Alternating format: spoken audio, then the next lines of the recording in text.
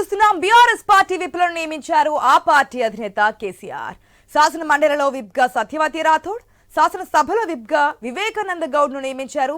కేసీఆర్ నిర్ణయాన్ని స్పీకర్ కు అటు కేటీఆర్ నేతలు తెలియజేశారు. రైట్, విప్ల నియామకం అయితే జరిగింది. పూర్తి అప్డేట్స్ మా ప్రతినిధి స్వామి ద్వారా తెలుసుకుందాం. స్వామి,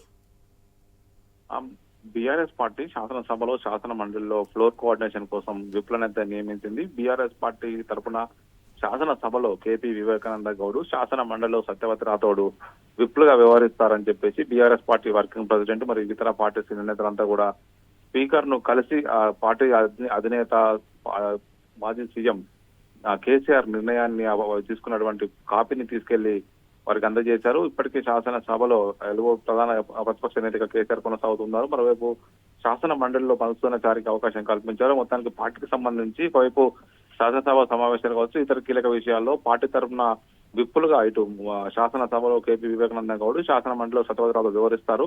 ఫ్లోర్ కోఆర్డినేషన్ సంబంధించి సభ్యులను హాజరయ్యేలా చూసుకోవడం పాటు పార్టీ అధినేత ఇచ్చేటువంటి ఆదేశాలను వారికి అందజేసే విధంగా వారు వివరిస్తారని చెప్పేసి దీనికి సంబంధించి వారిని విప్పులుగా నియమిస్తూ కేసీఆర్ తీసుకున్న నిర్ణయాన్ని స్పీకర్ కు లెటర్ రూపంలో కేటీఆర్ అందజేయడం జరిగింది.